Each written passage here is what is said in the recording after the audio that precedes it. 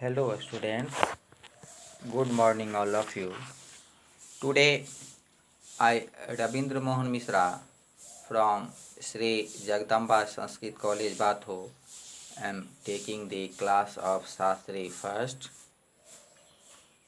Today we see the summary of Act 2 scene first of the play The Silver Box.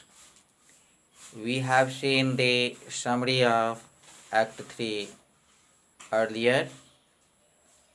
Today we see this very beautiful scene of Act 2 of Goldsworthy play. A three-act comedy, The Silver Box, is the first play by the English writer John Goldsworthy.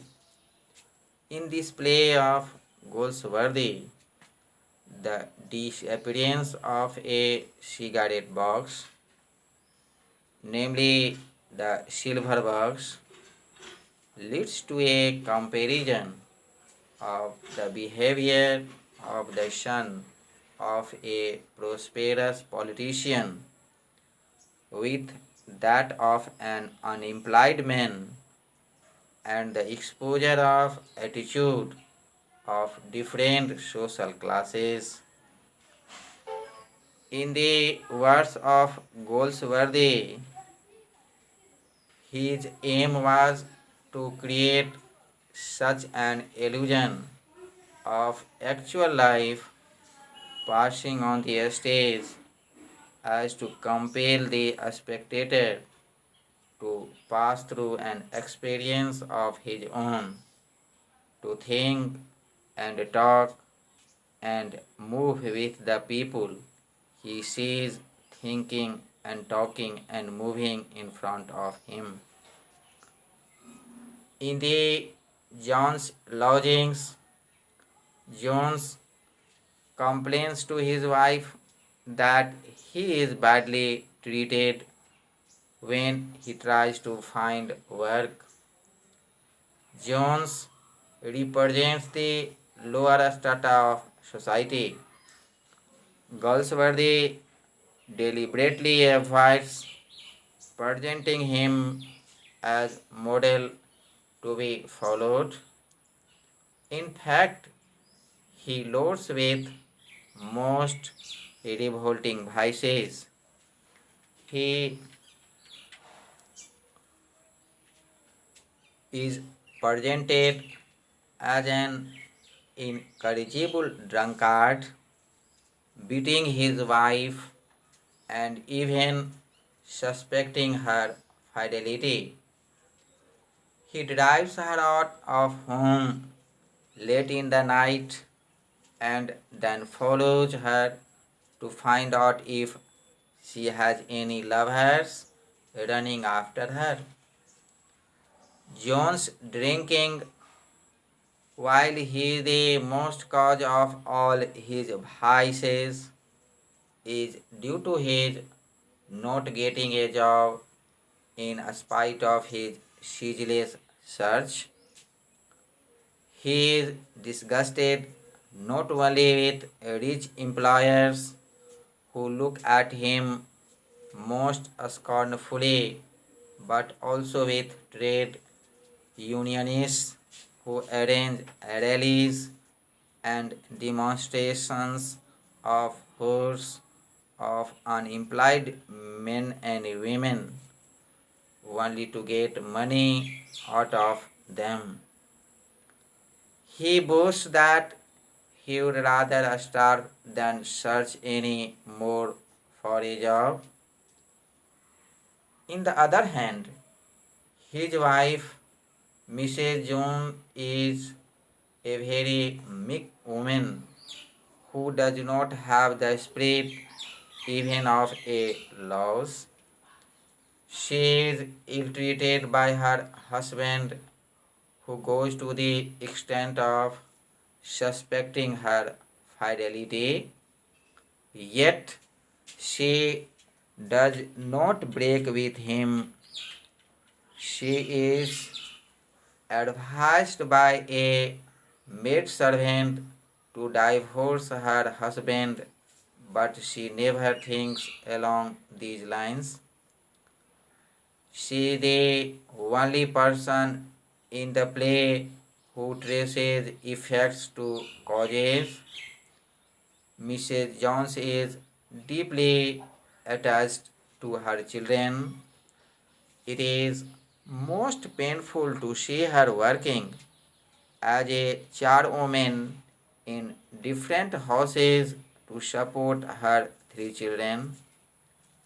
At the end of the play, also, she does not do anything violent to protest against her husband's imprisonment.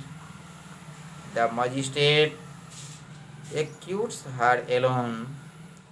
She knows how difficult it is to get a job. She makes a worthless appeal to Warthwick to help her, but she makes a gesture of refusal and walks out of the court. Mrs. Jones says that they have to pay the rent today. When the landlady comes for the rent, Jones unexpectedly throws his wife a sovereign to pay it. Mr. Jones is appalled to find he has a purse and the missing cigarette box. In the Warthwick's dining room that evening, Mr. and Mrs. Warthwick and Jack are having dessert. Snow, a detective, comes in on this very moment. He finds the cigarette box he is looking for. He gives a crucial report to them. He assumes Mrs. Jones stole it and arrests her. He says that Jones says he took the box when he was let in by a drunken Jack, and that Jones had the purse causes dismay and embarrassment. Jones, saying he took the box himself, attacks Snow, and a policeman comes into power to overpower Jones. Snow says Jones should be prosecuted. Warthwick says it after seeing him as he looks gloomy at Jack. This prosecution goes very much against the grain with me. He narrates that he has great sympathy with the poor in his position. He is bound to recognize the distress there is amongst them. Roper, Warthwick's lawyer, wants to know how to present the case in the police court. Mrs. Warthwick believes that Jack's involvement is an invention of Jones. Jack is unwilling to appear in court. Warthwick is anxious that the details should not get into the papers. In this scene, the sentimental or melodramatic pointing of a moral frequently undercuts the attempt to depict faithfully the problems of individual characters or social groups.